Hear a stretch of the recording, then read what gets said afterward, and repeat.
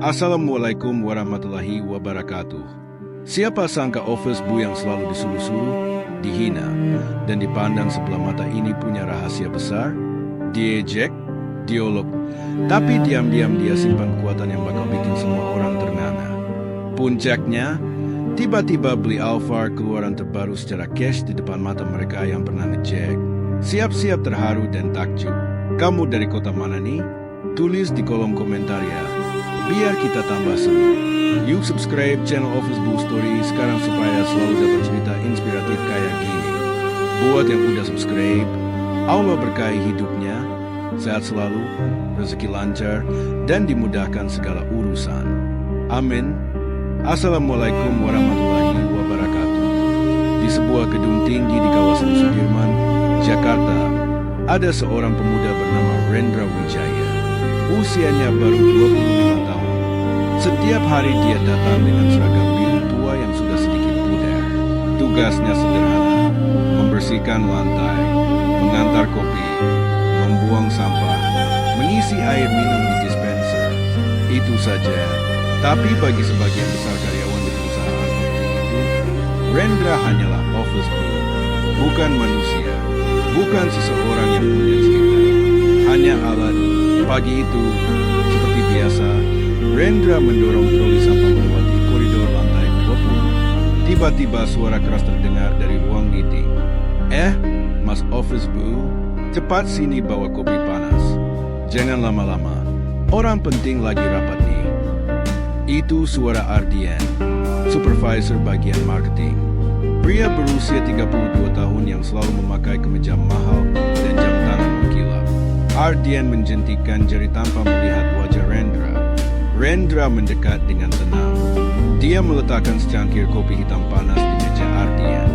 Tanpa kata, Ardian menyeringai. Lihat nih teman-teman, gerakannya cepat kalau disuruh. Baguslah, cocok jadi budak kantor seumur hidup. Beberapa orang tertawa kecil. Ada yang pura-pura sibuk dengan laptop. Ada yang ikut menyeringai. Rendra hanya menunduk sebentar, lalu berbalik pergi. Wajahnya tetap datar, tidak marah, tidak tersenyum, hanya tenang. Di ujung koridor, seorang wanita muda bernama Clara sedang menunggu. Clara adalah bintang marketing. Cantik, cerdas, selalu jadi pusat perhatian. Dulu, pernah ada momen kecil. Rendra pernah membantu Clara membawa tumpukan dokumen saat hujan deras. Clara tersenyum dan bilang terima kasih. Hanya itu, tapi sejak saat itu, Clara menjaga jarak. Teman-temannya sering menggoda. Clara, jangan deket-deket sama Obe ya. Nanti image kamu jelek. Clara hanya tertawa kecil. Mana mungkin, aku kan cuma sopan. Lift terbuka. Clara masuk duluan. Rendra berdiri di belakang, membawa ember dan kain bel. Dia tidak menekan tombol. Dia tahu lift itu akan naik ke lantai eksekutif, bukan lantai tempat dia biasa bekerja. Clara melirik sekilas ke belakang. Matanya bertemu dengan mata Rendra. Hanya sepersekian detik. Lalu Clara cepat-cepat memalingkan wajah. Pintu lift tertutup. Rendra menatap angka-angka yang bergerak naik.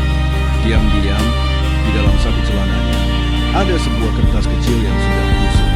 Surat dari ayahnya. Surat yang hanya dia dan satu orang lain tahu isinya. Di luar gedung, hujan mulai turun tipis-tipis. Rendra menghela nafas pelan. Hari ini, seperti hari-hari sebelumnya, akan terasa sangat panjang. Tapi dia tidak tahu. Pagi berikutnya hujan masih belum reda. Rendra tiba lebih awal dari biasanya. Jam 6 pagi gedung masih sepi. Hanya satpam dan beberapa petugas kebersihan yang menyapa. Dia langsung menuju ruang arsip di lantai basement, tempat yang jarang dikunjungi karyawan. Di sana, di antara lemari besi berdebu, Rendra membuka sebuah laci kecil yang terkunci. Kuncinya hanya dia yang punya. Di dalamnya ada beberapa map coklat tua. Map yang selama 2 tahun terakhir, dia kumpulkan diam-diam. Setiap malam, setelah kantor tutup, dia sering duduk sendirian di ruang itu. Membaca, menyusun, mencatat. Hari ini dia mengambil satu map khusus. Map bertuliskan tangan. Data 2025 bukti. Isinya adalah rangkuman kecil-kecilan tapi berbahaya. Transfer dana proyek yang tidak sesuai. Faktur fiktif. Bonus yang dibagi diam-diam di antara beberapa petinggi. Nama Ardian muncul paling sering. Rendra menutup map itu kembali. Dia menghela napas panjang. Matanya menatap dinding beton yang dingin. Tinggal tunggu waktu saja. Dia kembali naik ke lantai dasar. Mulai menyapu lobi seperti biasa. Tak lama kemudian karyawan mulai berdatangan. Suasana kantor seperti selalu. Ramai, sibuk, dan penuh bisik-bisik. Di pantry, saat Rendra sedang mengisi termos air panas, Clara masuk. Sendirian. Rambutnya masih sedikit basah karena hujan. Dia mengambil gelas kopi instan dari mesin. Rendra melirik sekilas. Clara seolah tidak melihatnya, tapi tangannya sedikit gemetar saat menuang air panas. Tiba-tiba Clara berbicara pelan, hampir seperti berbisik. Mas Rendra, kemarin maaf ya, soal lift. Rendra berhenti mengaduk kopi. Dia menoleh. Wajah Clara merah, matanya menunduk ke lantai. Tidak apa-apa, Mbak Clara. Clara menggigit bibir bawahnya, seolah ingin bilang sesuatu lagi. Tapi kemudian dia hanya mengangguk kecil dan buru-buru keluar pantry. Rendra menatap punggung Clara yang menjauh. Dia tersenyum tipis. Senyum yang hampir tak terlihat. Sore itu, suasana kantor berubah tegang. Kabar buruk menyebar cepat. Investor utama, sebuah perusahaan asal Singapura, tiba-tiba menarik diri. Alasan resminya, kondisi keuangan tidak sesuai ekspektasi.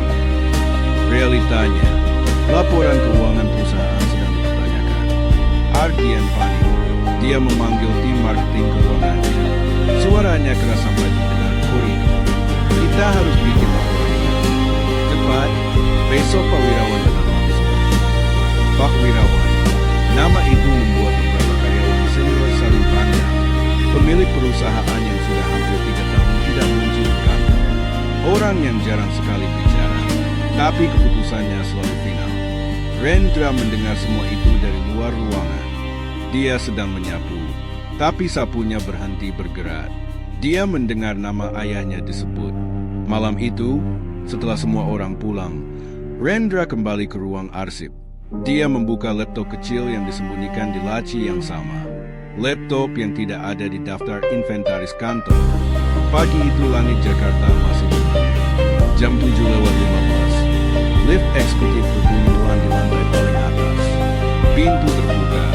Seorang pria parubaya berjas hitam rapi melangkah keluar. Rambutnya sudah mulai memutih di pelipis. Matanya tajam tapi tenang. Di belakangnya, 2 orang asisten mengikuti dengan tas kerja besar. Itu Pak Wirawan, pemilik perusahaan. Orang yang selama ini hanya dikenal dari foto di koridor lantai 1. Seluruh lantai eksekutif langsung berubah. Karyawan berlarian. Ardian buru-buru merapikan meja kerja. Wajahnya berkeringat dingin. Clara berdiri di dekat pintu ruang rapat. Tangannya memegang laporan dengan berat. Semua orang tahu, hari ini bukan hari biasa. Pak Wirawan tidak banyak bicara. Dia hanya mengangguk kecil kepada sekretaris yang menyambut. Lalu langsung menuju ruang rapat besar. Pintu ditutup rapat. Di luar, suasana hening menyelimuti koridor.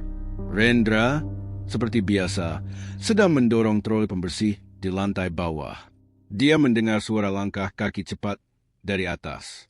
Tapi dia tidak naik. Dia terus menyapu. Sapunya bergerak pelan. Teratur, di dalam ruang rapat, Pak Wirawan duduk di ujung meja. Semua petinggi sudah berkumpul. Ardian berdiri paling depan, mempresentasikan laporan baru yang dibuat semalam. Angka-angka dibuat seindah mungkin. Proyeksi keuntungan dinaikkan. Kerugian disembunyikan. Pak, kami sudah siapkan langkah pemulihan. Investor baru sedang dalam tahap negosiasi. Kami yakin dalam 3 bulan kondisi stabil kembali. Pak Wirawan mendengarkan tanpa ekspresi. Setelah Ardian selesai, beliau hanya bertanya satu hal. Siapa yang mengawasi arsip keuangan tahun lalu? Ardian menelan ludah. Saya, Pak, dibantu tim finance. Pak Wirawan mengangguk pelan. Lalu beliau menoleh ke sekretaris. Panggil office bu bernama Rendra Wijaya. Sekarang, ruangan langsung hening. Ardian mengerutkan kening. Clara memandang lantai. Beberapa orang saling pandang bingung. Office bu, Pak, tanya Ardian ragu. Iya, Rendra Wijaya. Cepat. Sekretaris keluar tergesa-gesa. Beberapa menit kemudian, pintu ruang rapat terbuka lagi. Rendra masuk. Seragam birunya masih sama. Tangan kanannya memegang sapu kecil yang dia pakai tadi. Dia berdiri di dekat pintu. Tenang, Ardian langsung tertawa kecil, tapi suaranya garing. Pak, ini serius? Kita panggil OB buat rapat penting? Pak Wirawan tidak menjawab Ardian. Beliau menatap Rendra, mata ayah dan anak bertemu. Ada kilatan hangat di mata Pak Wirawan. Rendra, bawa apa yang kamu siapkan? Rendra mengangguk pelan. Dia melangkah maju. Dari dalam tas lempang kecil yang selalu dibawanya, dia mengeluarkan map coklat tua itu. Map yang sama yang dia ambil dari laci basement kemarin. Dia meletakkan map di meja, tepat di depan Pak Wirawan. Semua bukti ada di sini, Pak. Ardian langsung berdiri. Wajahnya memerah. Ini apa? Kamu ngaco. Ini rapat eksekutif, bukan tempat main-main. Pak Wirawan membuka map itu. Halaman demi halaman. Transfer dana, faktur, chat WhatsApp, semua jelas. Semua menunjuk ke satu nama besar, Ardian. Ruangan terasa semakin dingin. Clara menutup mulut dengan tangan. Matanya melebar. Pak Wirawan menutup map. Beliau menatap Ardian.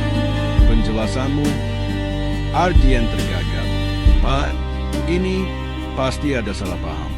Ini bisa dibuktikan palsu. Orang ini cuma OB. Pak Wirawan tersenyum tipis. Senyum yang membuat bulu kuduk berdiri. Dia bukan cuma office boo. Semua mata tertuju pada Rendra. Pak Wirawan berdiri perlahan.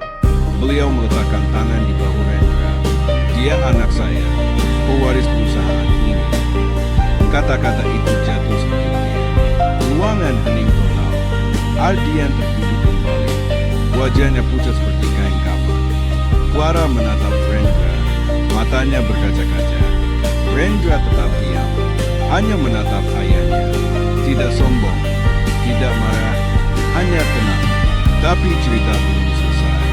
Masih ada satu hal lagi yang akan membuat semua orang tak percaya. Ruang rapat masih terasa. Tak ada yang berani bernafas terlalu keras. Ardian duduk dengan tangan gemetar. Wajahnya basah keringat. Clara berdiri di pojok.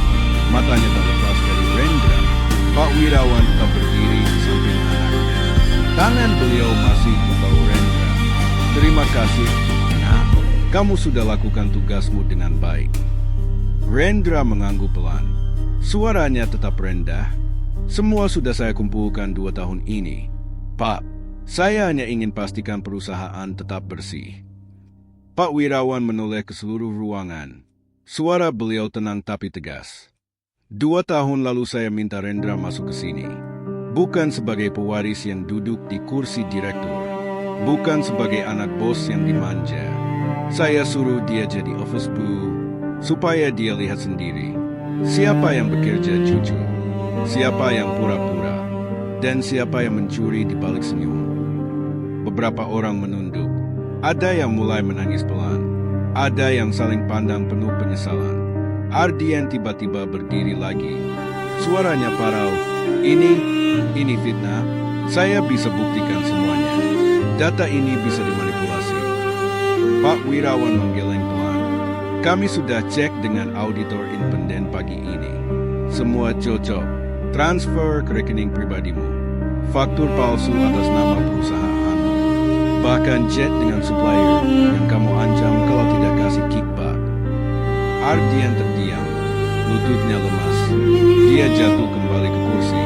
Pak Wirawan melanjutkan. Mulai sekarang, Ardian diberhentikan dengan tidak hormat. Semua bonus dikembalikan. dan kami laporkan ke pihak berwajib. Untuk yang lain, kami akan evaluasi satu persatu. Yang jujur, tetap di sini. Yang tidak, silakan cari tempat lain. Ruangan mulai bergerak lagi. Beberapa orang keluar dengan kepala tertunduk. Clara masih berdiri.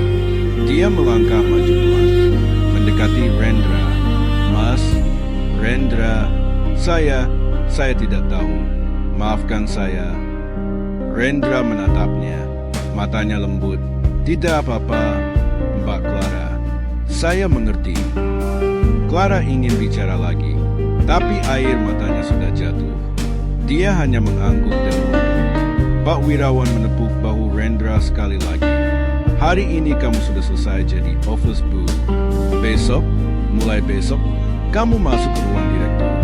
Tapi ingat, jabatan bukan untuk sombong. Jabatan untuk melindungi dan membangun. Rendra tersenyum kecil. Saya paham, Pak. Sore itu, setelah rapat usai, Rendra turun ke basement.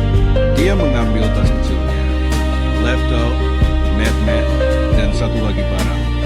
Kunci mobil yang selama ini disembunyikan di laci yang sama. Dia naik lift ke lantai dasar. Beberapa karyawan yang masih ada di lobi memandangnya panik.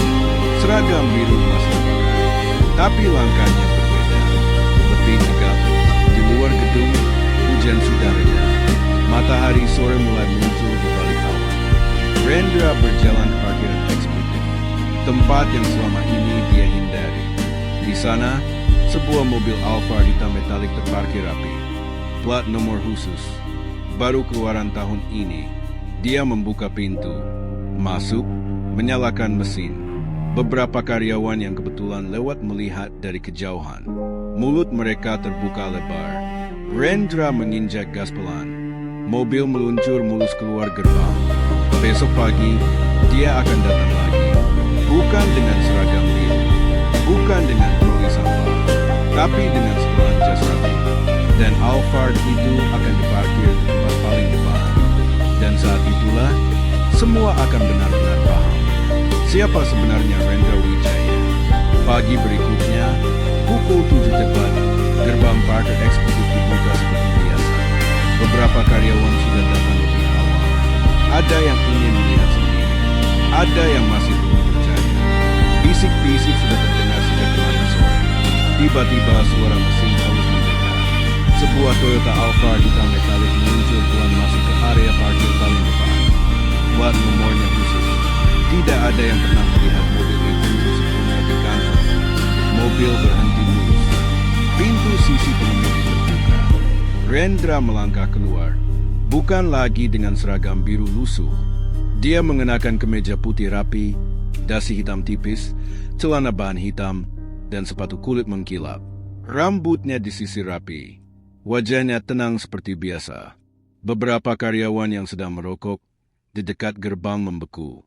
Rokok di tangan satu orang jatuh ke tanah tanpa disadari. Rendra mengunci mobil dengan remote. Alarm berbunyi pelan. Dia berjalan menuju pintu masuk utama. Langkahnya tidak tergesa, tidak sombong, hanya pasti. Di lobi, Clara sudah berdiri di dekat resepsionis. Dia sengaja datang lebih pagi hari ini.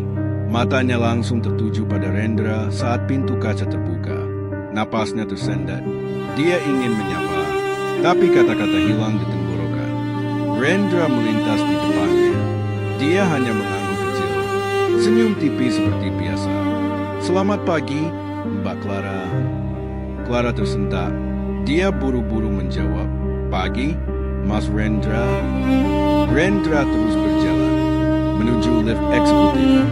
Tombol ditekan. Pintu terbuka. Dia masuk sendirian. Di dalam lift, dia menatap pantulan dirinya di dinding kaca. 2 tahun berlalu seperti mimpi. 2 tahun menyapu lantai, mengantar kopi, mendengar ejekan.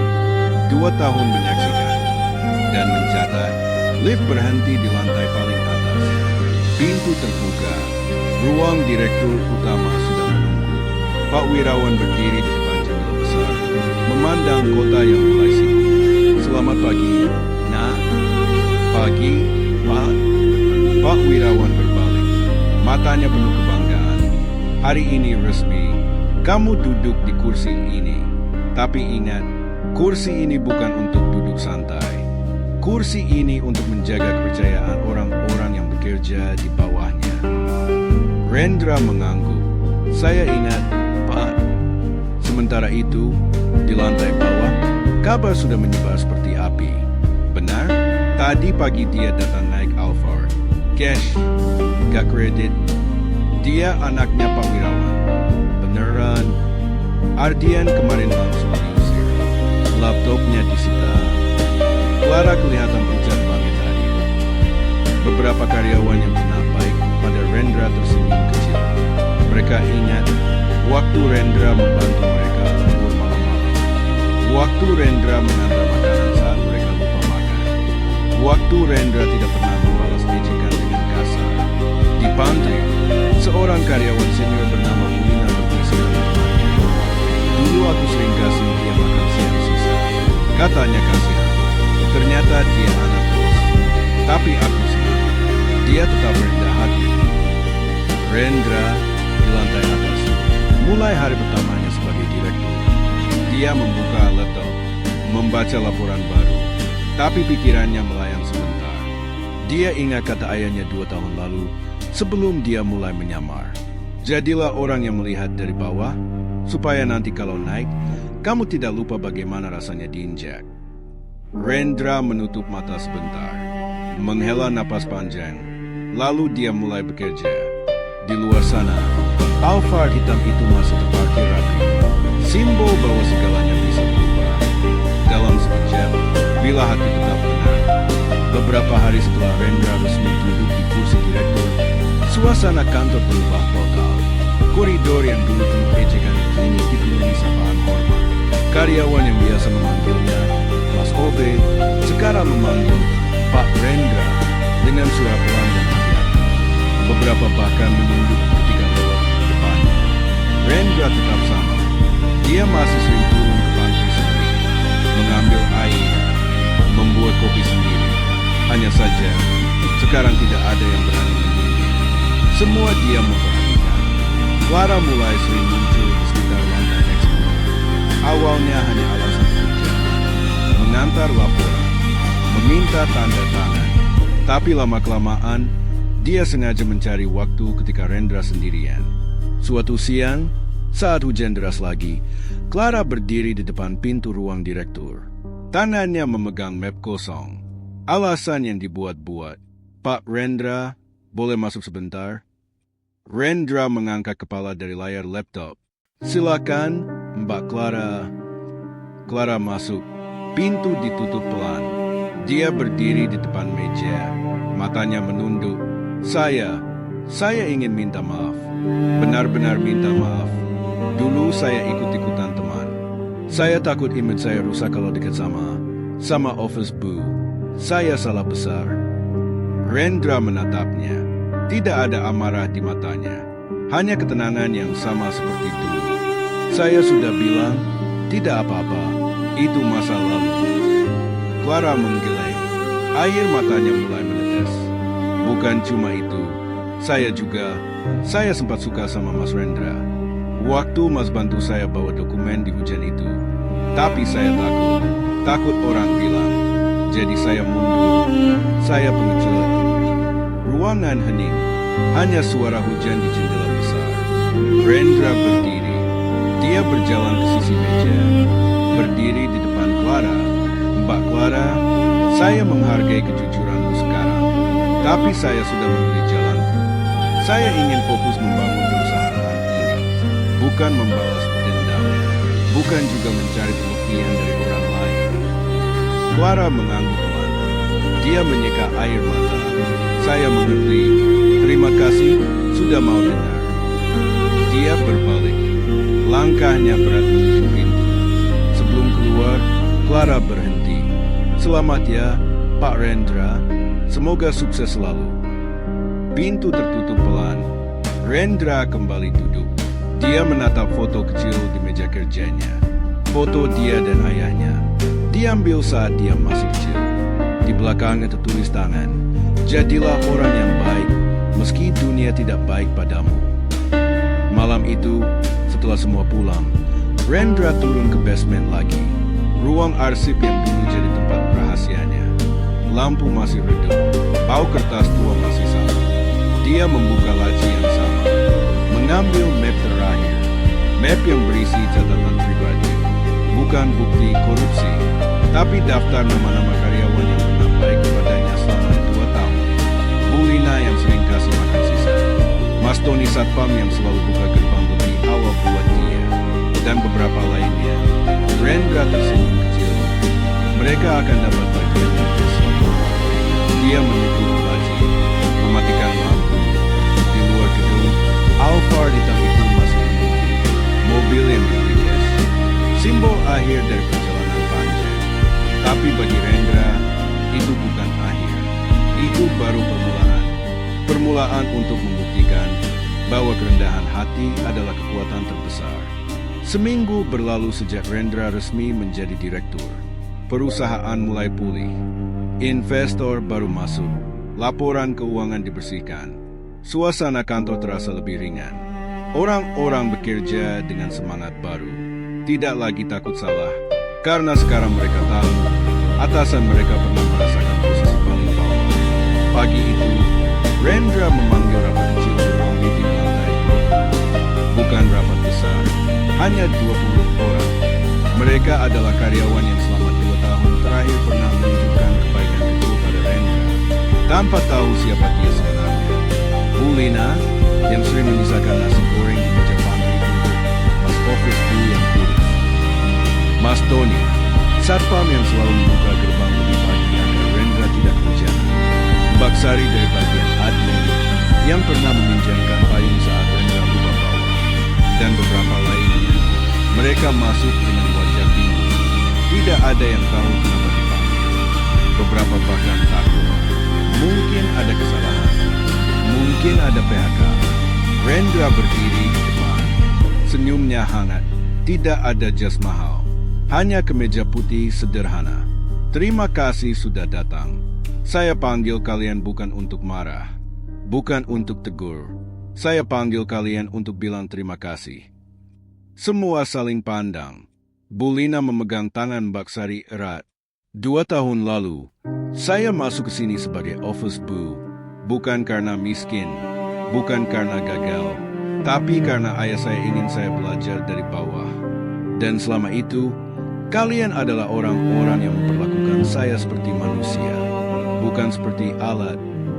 Rendra membuka map di meja. Di dalamnya ada amplop coklat untuk masing-masing. Ini bukan bonus biasa. Ini hadiah kecil dari saya. Untuk kalian yang pernah berbagi makanan, payung, senyuman, atau sekadar tidak ikut mengejek. Saya ingat semuanya. Dia membagikan satu persatu. Di dalam amplop ada surat pribadi dari Rendra. Plus cek dengan nominal yang cukup untuk membantu kehidupan mereka. Ada yang untuk sekolah anak. Ada yang untuk renovasi rumah. Ada yang untuk modal usaha kecil. Bulina membuka amplopnya. Matanya langsung berkaca-kaca. Pak, ini terlalu banyak. Saya cuma kasih makan sisa. Rendra tersenyum. Itu bukan sisa buat Bulina. Itu kebaikan. Dan kebaikan tidak pernah kecil. Mas Tony menunduk. Suaranya serak. Saya cuma buka gerbang. Pak, biasa aja. Tapi buat saya waktu itu berarti karena tidak semua orang mau. Ruangan mulai dipenuhi kisah kelam. Tidak ada yang marah, tidak ada yang iri, hanya rasa haru yang dalam. Rendra melanjutkan, mulai sekarang, kalian tetap di posisi masing-masing, tapi gaji kalian naik 2 kali lipat. Dan kalau ada yang ingin naik jabatan, silakan ajukan. Saya akan pertimbangkan. Karena perusahaan ini butuh orang-orang seperti kalian. Mereka keluar ruangan dengan langkah ringan. Beberapa memeluk satu sama lain di koridor. Ada yang menangis bahagia. Ada yang tersenyum sambil menggeleng tak percaya. Sore harinya, Rendra kembali ke ruang direktur. Pak Wirawan sudah menunggu di sofa. Bagus. Nah, kamu lakukan dengan benar. Rendra duduk di sebelah ayahnya. Saya cuma ingin balas kebaikan. Pak, bukan balas dendam. Pak Wirawan mengangguk. Itulah bedanya antara orang yang besar hati dan orang yang kecil hati. Di luar jendela, matahari terbenam di balik gedung-gedung tinggi Jakarta. Alphard hitam masih berparkir rapi di bawah. Rendra menatap keluar, pikirannya tenang. Perjalanan panjangnya sudah selesai. Tapi cerita tentang kebaikan, kerendahan hati, dan kebenaran baru saja benar-benar dimulai. Beberapa bulan berlalu sejak hari itu, perusahaan Wijaya Group kembali stabil. Bahkan lebih kuat dari sebelumnya. Proyek properti baru diluncurkan. Investor berdatangan tanpa diminta. Nama perusahaan muncul di headline media bisnis sebagai contoh pemulihan yang cepat dan bersih. Rendra kini jarang terlihat di lantai bawah. Tapi dia tidak pernah benar-benar meninggalkan kebiasaan lamanya. Setiap pagi, sebelum masuk ruang direktur, dia masih sempat mampir ke pantry, membuat kopi sendiri, kadang mengobrol singkat dengan petugas kebersihan yang baru. Mereka tidak tahu. Mereka hanya melihat seorang direktur yang ramah. Suatu sore, saat matahari mulai tenggelam, Rendra berdiri di balkon lantai paling atas, memandang kota Jakarta yang berkilauan. Angin sepai menerpa wajahnya. Di belakangnya, Pak Wirawan muncul. Beliau membawa 2 gelas kopi. Satu untuk dirinya, satu lagi untuk anaknya. Masih suka kopi hitam tanpa gula? Nah, Rendra tersenyum, mengambil gelas itu. Selalu, mereka berdiri berdampingan. Dia menikmati pemandangan. Setelah beberapa saat, Pak Wirawan berbicara pelan. Ayah bangga padamu, bukan karena kamu berhasil naik jabatan, bukan karena kamu beli Alphard Gas, tapi karena kamu tetap sama, tetap rendah hati, tetap ingat siapa yang pernah ada di bawah.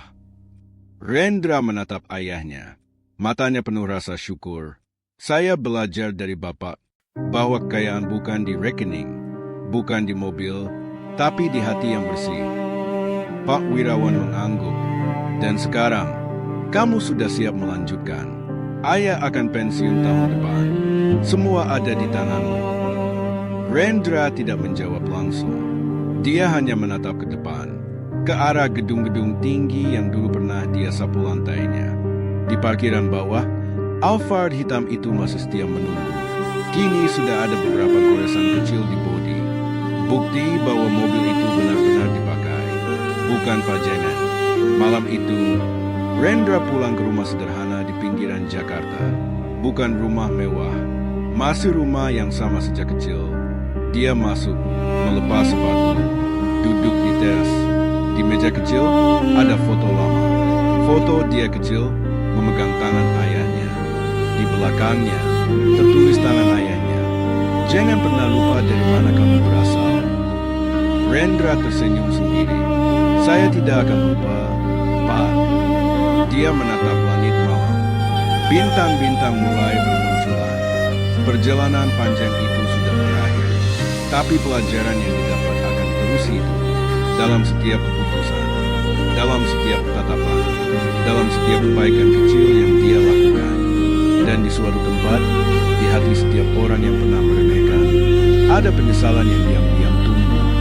Bukan karena mereka kalah, tapi karena mereka pernah lupa bahwa setiap orang, siapapun dia, layak dihargai. Cerita Rendra Wijaya berakhir di sini. Bukan dengan kemegahan, tapi dengan ketenangan. Dan itu adalah akhir yang paling indah. Tahun berganti. Januari 2026 tiba dengan udara Jakarta yang masih lembab meski musim hujan sudah mulai reda. Wijaya Group kini bukan lagi perusahaan yang goyah. Gedungnya lebih tinggi, proyeknya lebih banyak, dan nama Rendra Wijaya mulai dikenal di kalangan pengusaha muda sebagai pemimpin yang tegas tapi adil. Pagi itu, Rendra tidak langsung ke ruang direktur. Dia turun ke lantai dasar, ke tempat yang dulu jadi utilitas hariannya, gudang alat kebersihan. Dia membuka pintu kecil di sana. Bau sabun lantai dan kain pel masih sama. Di sudut, ada bangku kayu tua tempat dia sering duduk diam-diam setelah malam. Rendra duduk di bangku. Sendirian, dia mengeluarkan ponsel, membuka galeri foto. Ada satu foto yang jarang dia buka. Foto buram diambil diam-diam 2 tahun lalu. Foto dirinya memakai seragam biru, sedang menyapu koridor sambil menunduk. Di belakangnya, Ardian dan beberapa karyawan lain tertawa.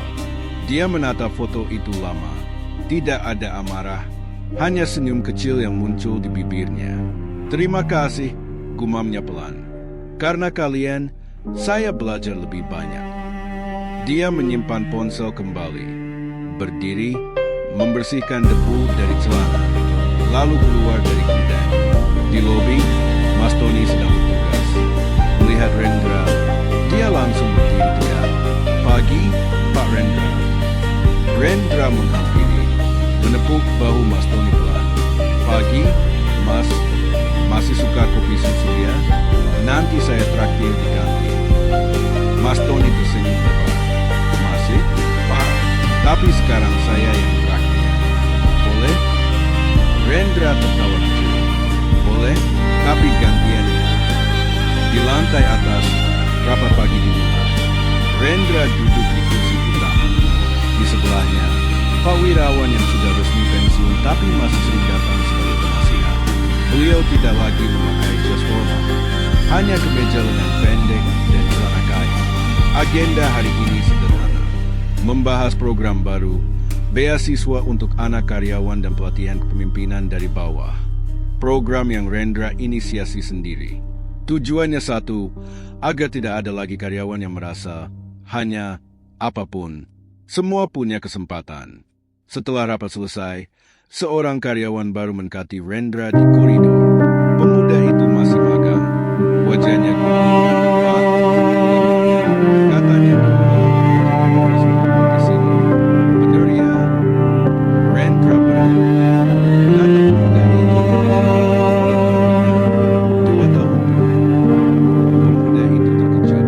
"Lalu, gimana rasanya? Pak, dari bawah terus naik jadi direktur." Rendra diam sejenak. Lalu, sakit.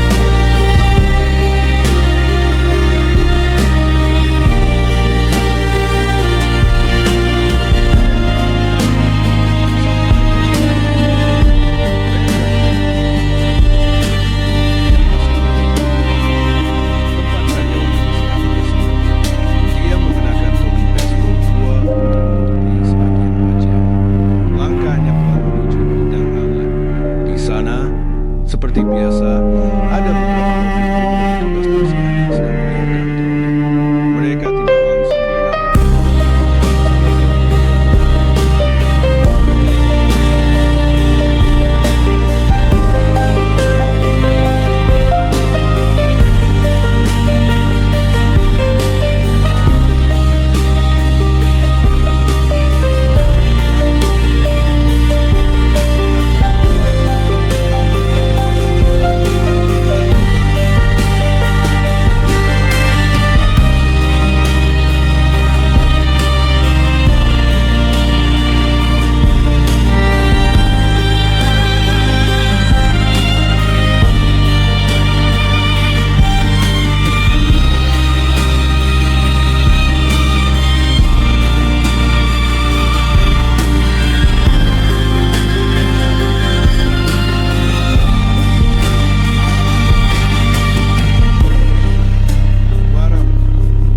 air matanya hampir jatuh lagi. Kenapa Bapak balik lagi ke sini? Kayak dulu. Rendra meletakkan sapu di troli. Hari ini ulang tahun saya. 2 tahun lalu, di hari yang sama, saya mulai jadi office boy. Hari ini, saya ingin ingat lagi. Ingat rasanya. Ingat pelajaran yang saya dapat. Karyawan lain mulai berkumpul. Bulina datang, Mas Tony datang, bahkan pemuda magang yang kemarin bertanya. Semua dia memperhatikan. Rendra melanjutkan, saya tidak pernah mau lupa, karena lupa artinya sombong, dan sombong adalah awal dari kejatuhan. Dia menatap semua orang di sekitarnya. Terima kasih kepada kalian semua, yang dulu pernah baik, yang sekarang masih baik, dan yang pernah salah. Kalian juga mengajarkan saya banyak.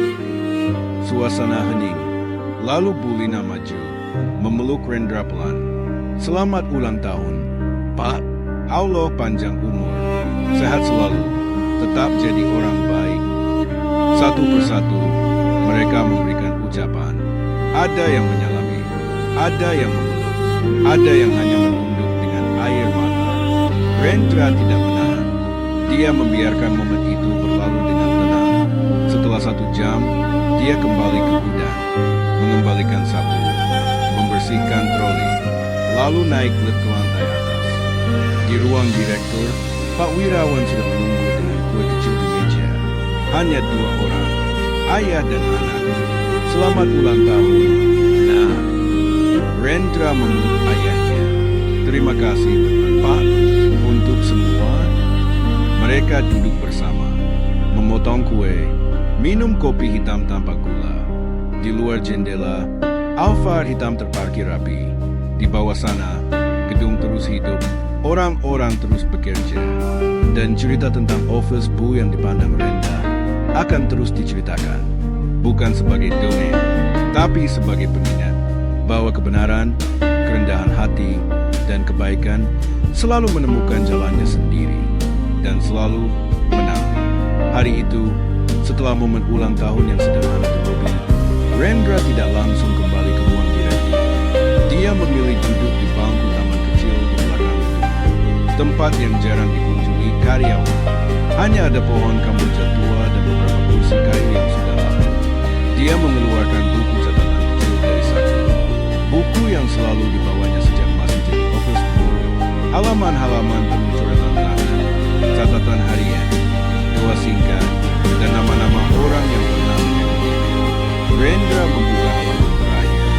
Di sana tertulis 1 kalimat saja, dengan tinta hitam yang sudah agak pudar.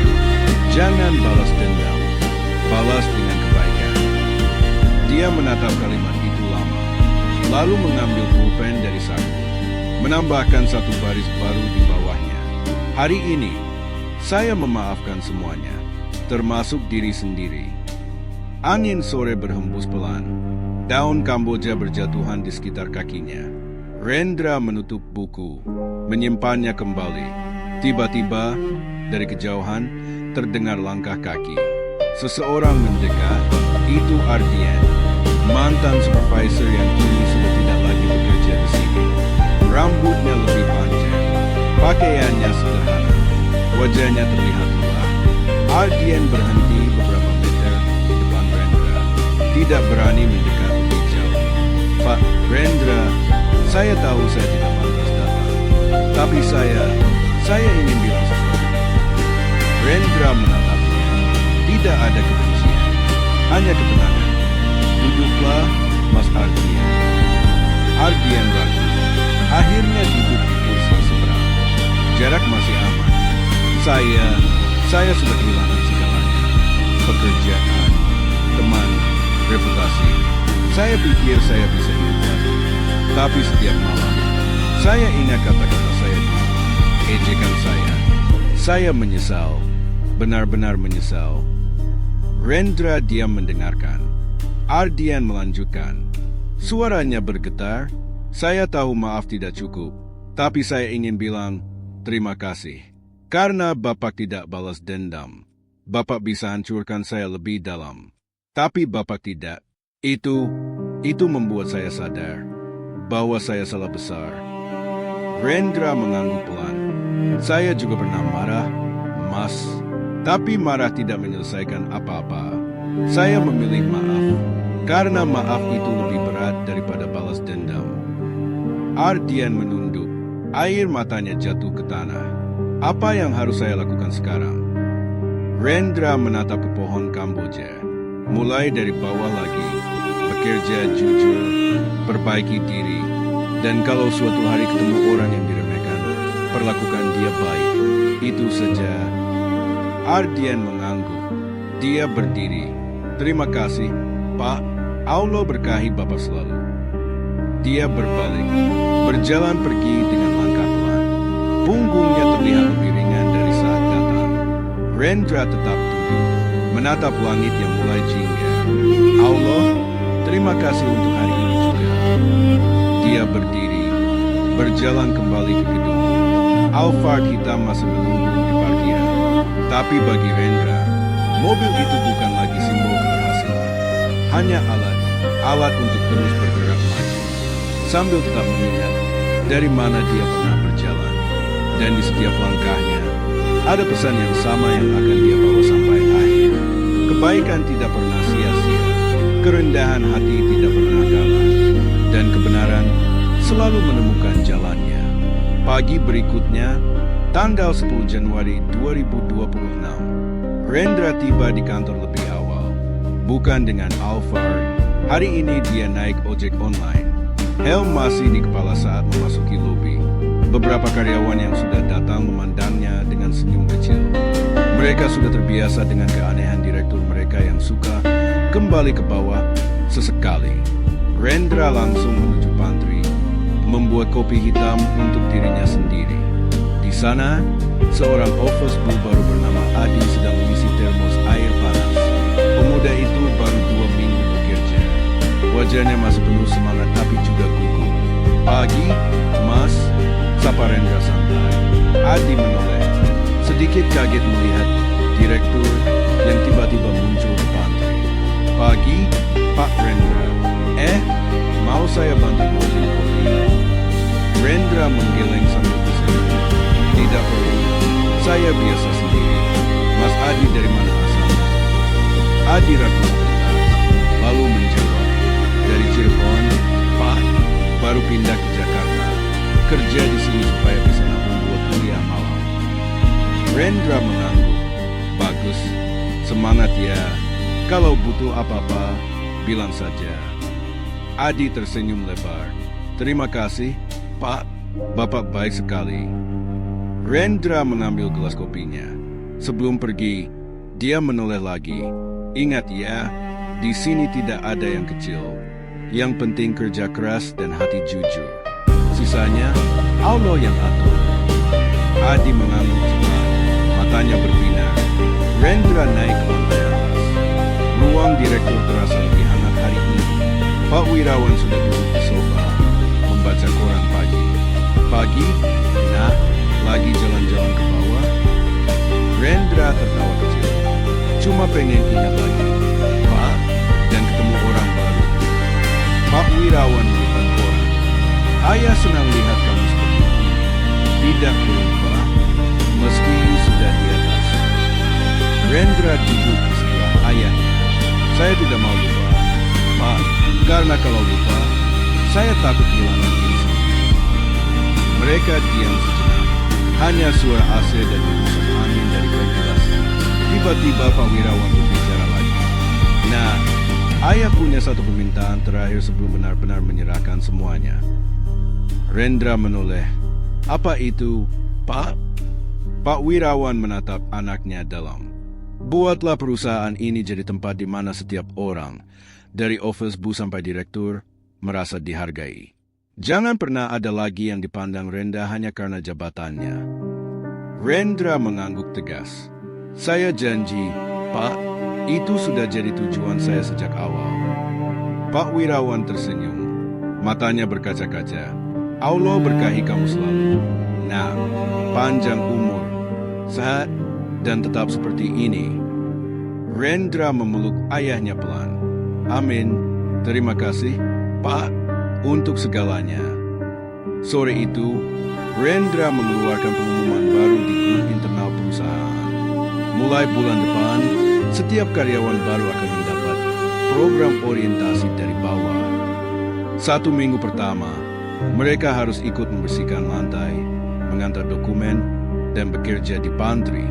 Bukan hukuman, tapi pelajaran. Dan di akhir program itu, mereka akan bertemu Rendra secara pribadi untuk mendengar cerita yang sama. Cerita tentang office bu yang pernah disapa Mas Obe, yang pernah diejek, yang pernah disuruh-suruh, dan yang akhirnya membuktikan bahwa kesabaran dan hati yang benar bisa mengubah segalanya. Di parkiran, Alphard hitam itu tetap setia. Tapi bagi Rendra, mobil itu hanyalah kendaraan. Yang benar-benar berharga adalah perjalanan. Perjalanan yang dimulai dari lantai basement dan sekarang melingkar kembali ke sana, menutup satu lingkaran untuk membuka lingkaran yang lebih besar.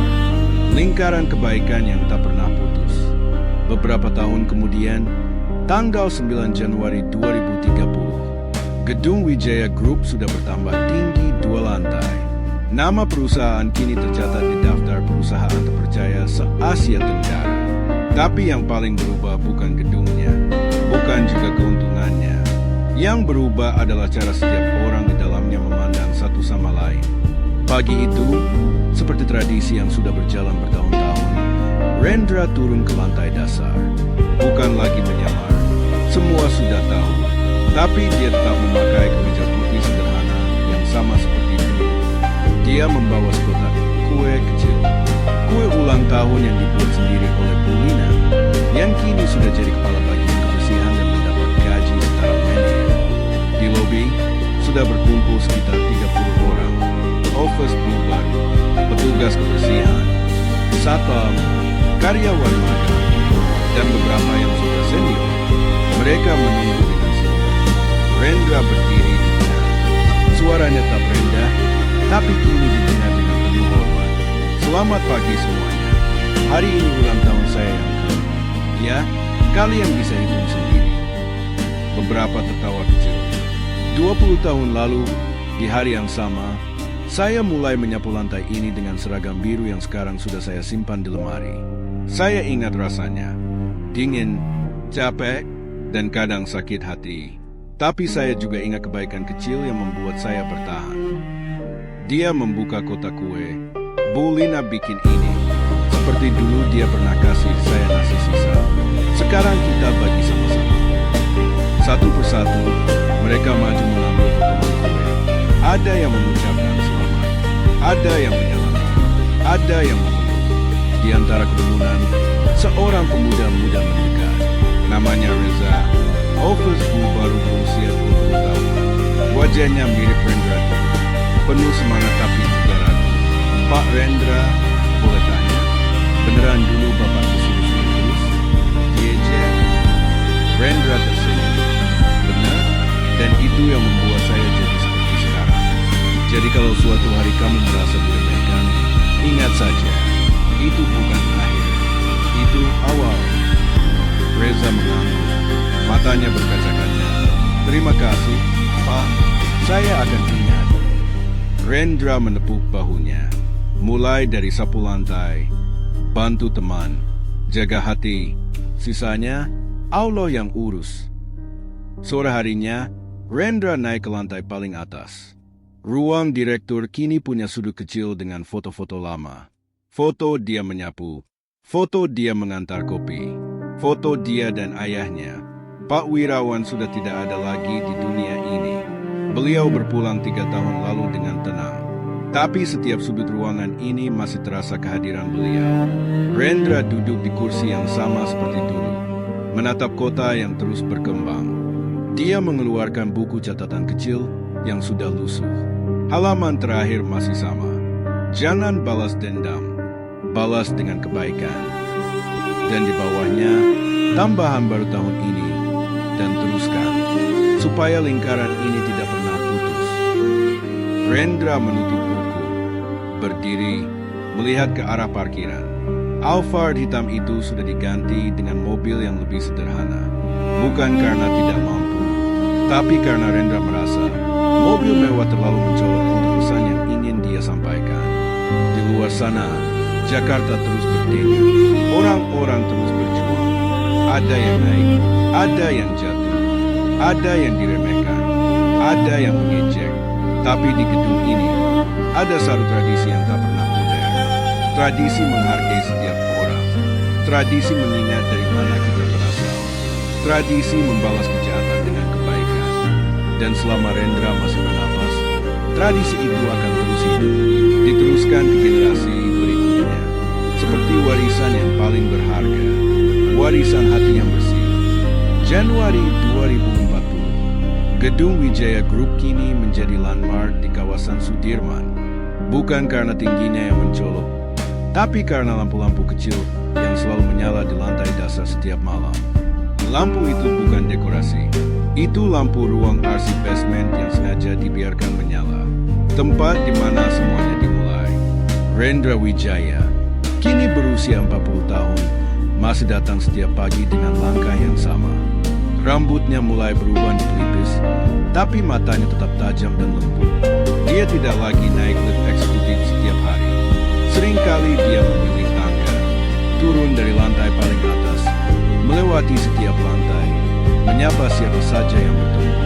Pagi ini, seperti biasa, dia berhenti di pantry lantai 2. Seorang gadis muda bernama Naya sedang membersihkan mesin kopi. Dia adalah office girl baru, usia 18 tahun, baru lulus SMA dan bekerja sambil menabung waktu. Pagi, Mbak Naya, sapa Rendra pelan. Naya menoleh cepat, sedikit gugup. Pagi, Pak Rendra. Kopi Bapak mau saya buatin. Rendra menggeleng sambil tersenyum. Saya sendiri aja. Mbak Naya dari mana asalnya? Naya menjawab dengan suara kecil. Dari Cianjur, Pak, baru 2 bulan di Jakarta. Masih sering kangen rumah. Rendra mengangguk. Wajar, tapi di sini kamu punya rumah kedua. Kalau butuh apa-apa, bilang ya. Pintu ruang direktur selalu terbuka. Naya tersenyum tipis. Terima kasih, Pak. Katanya dulu Bapak juga pernah di posisi saya. Rendra tertawa kecil. Lebih dari pernah. Saya pernah jadi orang yang paling diremehkan di gedung ini. Dan itu justru yang terbaik yang pernah terjadi pada saya. Naya memandangnya dengan mata berbeda. Saya ingin bisa seperti Bapak suatu hari nanti. Rendra menatap gadis itu dalam-dalam. Tidak perlu seperti saya. Jadilah seperti dirimu sendiri. Yang penting, jujur, sabar, dan jangan pernah memandang rendah orang lain. Sisanya, Allah yang mengatur. Dia mengambil gelas kopi. Sebelum pergi, dia menoleh lagi. Hari ini ulang tahun saya. Ya, cukup tua lah. Nanti sore ada acara kecil di lobi. Mbak Naya datangnya, kita bagi-bagi kue. Naya mengangguk antusias. Pasti, Pak? Sore harinya, lobi dipenuhi orang. Karyawan lama dan baru, petugas kebersihan, satpam, office bu, semua berkumpul. Ada meja panjang dengan kue buatan Bulina yang kini sudah pensiun tapi masih datang setiap ulang tahun Rendra. Rendra berdiri di tengah. Tidak ada mikrofon, hanya suara yang tenang. Hari ini, 20 tahun lalu, saya mulai menyapu lantai ini. Saya takut, saya ragu, tapi saya juga punya harapan. Harapan bahwa suatu hari, gedung ini akan jadi tempat di mana setiap orang merasa punya nilai. Dan hari ini, saya lihat mimpi itu sudah jadi kenyataan. Dia diam sejenak, matanya menyapu seluruh orang di depannya. Terima kasih kepada kalian semua, yang dulu, yang sekarang, yang akan datang. Kalian adalah alasan saya masih berdiri di sini. Suasana hening, lalu tepuk tangan pelan. Semakin lama semakin keras. Ada yang menangis, ada yang tersenyum, ada yang memeluk satu sama lain. Rendra turun dari panggung kecil. Dia berjalan ke sudut lobi, ke tempat yang dulunya hanya troli sampah. Sekarang ada sebuah plakat kecil yang sederhana. Tertulis, di sini dimulai pelajaran terbesar. Kerendahan hati adalah kekuatan. Rendra menyentuh plakat itu pelan. Terima kasih, Pak. Gumamnya pada ayahnya yang sudah tiada. Malam itu, setelah semua pulang, Rendra kembali ke basement. Lampu ruang arsip masih menyala. Dia duduk di bangku kayu tua yang sama, membuka buku catatan lusuhnya untuk terakhir kali. Di halaman kosong terakhir, dia menulis satu kalimat. Teruskan, sampai cahaya ini tidak pernah padam. Dia menutup buku, mematikan lampu. Tapi cahaya di hati setiap orang yang pernah bekerja di gedung ini akan terus menyala. Selamanya. Tanggal 9 Januari 2045. Gedung Wijaya Group masih berdiri kokoh di jantung Sudirman. Usia Rendra Wijaya kini sudah 50 tahun. Rambutnya hampir seluruhnya berubah, tapi langkahnya masih ringan. Matanya masih menyimpan kenangan yang sama seperti 20 tahun lalu. Pagi itu, seperti setiap ulang tahunnya, Rendra turun ke lantai dasar. Bukan lagi menyamar, bukan lagi membawa sapu. Dia hanya membawa satu kotak kecil berisi kue sederhana. Kue yang dibuat oleh cucu Bulina, yang kini sudah jadi bagian dari kehidupan. Di lobi, puluhan orang sudah menunggu. Ada office boy berusia 18 tahun yang baru masuk kemari. Ada senior yang dulu pernah jadi satpam bersamanya. Ada anak-anak karyawan yang ikut karena hari libur. Semua tersenyum menyambut. Rendra berdiri di tengah. Tidak ada panggung, tidak ada mikrofon. Hanya suara yang pelan tapi jelas.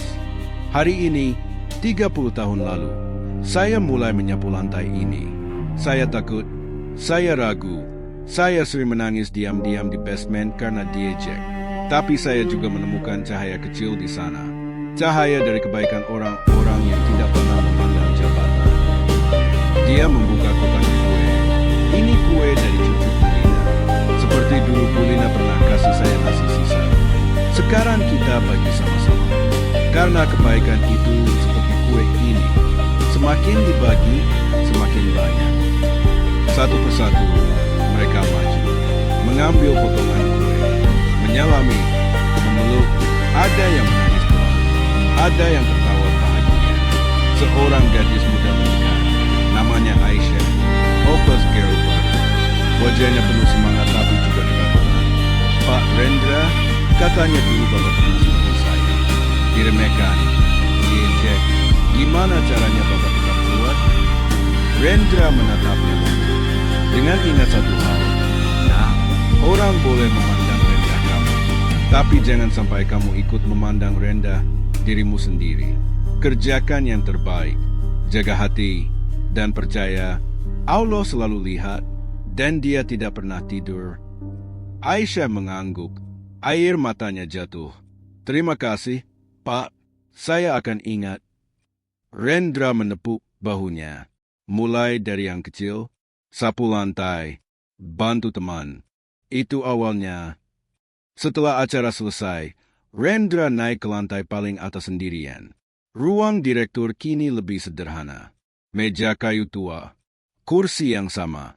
Di dinding ada foto besar. Foto dia dan Pak Wirawan tersenyum berdampingan. Di bawahnya tertulis, "Jadilah orang yang baik meski dunia tidak baik padamu." Rendra duduk di kursi itu, menatap kota Jakarta yang terus berkembang. Gedung-gedung baru bermunculan, jalanan semakin ramai, orang-orang terus berjuang. Dia mengeluarkan buku catatan lusuh yang sudah hampir robek. Halaman terakhir penuh, tidak ada lagi ruang kosong. Tapi dia tetap menulis di marin kecil, dengan tulisan yang sudah gemetar karena usia. Terima kasih, Allah, untuk perjalanan ini, untuk setiap ejekan yang mengajarkan sabar, untuk setiap kebaikan yang mengajarkan syukur, dan untuk anak-anak yang akan meneruskan. Biarlah cahaya ini tidak pernah padam. Dia menutup buku, menyimpannya di laci meja, lalu berdiri, berjalan ke jendela besar, memandang ke bawah. Di parkiran, tidak ada lagi Alphard hitam. Mobil itu sudah disumbangkan ke yayasan untuk anak yatim. Sekarang, Rendra naik mobil sederhana. Yang penting bisa membawanya kemanapun dia dibutuhkan. Rendra tersenyum sendiri. Cerita ini bukan tentang saya, bukan tentang Alphard, bukan tentang jabatan. Ini tentang hati. Hati yang tetap benar meski dunia berubah. Dia berbalik, menutup pintu ruang direktur, turun ke lobi lagi. Masih ada beberapa orang yang belum pulang. Mereka menyapa. Dia membalas dengan senyum. Dan di suatu sudut gedung itu, di ruang arsip basement, lampu kecil masih menyala. Seperti selalu, seperti janji yang tak pernah dilanggar. Cerita Rendra Wijaya tamat di sini. Bukan dengan akhir yang megah, bukan dengan pesta besar, tapi dengan kemenangan, dengan kebaikan yang terus mengalir, dan dengan harapan bahwa setiap orang yang membaca atau mendengar cerita ini akan membawa sepotong cahaya kecil itu ke dalam hidup mereka sendiri. Assalamualaikum warahmatullahi wabarakatuh. Dan begitulah kisah Rendra Wijaya berakhir, bukan dengan gembala pesta atau sorak-sorai kemenangan, melainkan dengan ketenangan hati yang dalam. 30 tahun berlalu sejak hari pertama dia memegang sapu di lantai dasar gedung itu. Kini, gedung Wijaya Group berdiri lebih kokoh, lebih tinggi. Tapi yang paling berubah adalah juri kelapian. Tidak ada lagi kata membedakan. Tidak ada lagi kata cuma office dulu. Karena setiap orang tahu, jabatan hanyalah pakaian sementara. Yang abadi adalah hati yang bersih. Rendra Wijaya tidak pernah menjadi orang yang sombong meski dunia sudah memanggilnya Pak Direktur dengan hormat. Dia tetap orang yang sama. Suka membuat kopi sendiri. Suka turun ke pantry. Suka duduk di basement saat malam sepi, dan suka mengingatkan anak-anak muda bahwa kebaikan kecil hari ini bisa menjadi jalan besar besok. Di hari ulang tahun terakhirnya yang dia rayakan bersama semua karyawan, dia hanya berkata satu kalimat sederhana sebelum menutup acara. Terima kasih telah mengajarkan saya bahwa orang boleh meremehkan kita, tapi Allah tidak pernah meremehkan hambanya yang sabar dan berusaha. Jadi teruslah berbuat baik, meski dunia tidak baik padamu. Karena suatu hari, kebaikan itu akan kembali. Mungkin bukan dalam bentuk Alphard, tapi dalam bentuk kenangan hati yang tak ternilai. Lalu dia tersenyum, mengangkat gelas kopi hitam tanpa gula, dan berkata, Assalamualaikum warahmatullahi wabarakatuh. Semua menjawab bersamaan, suara mereka bergema hingga ke basement.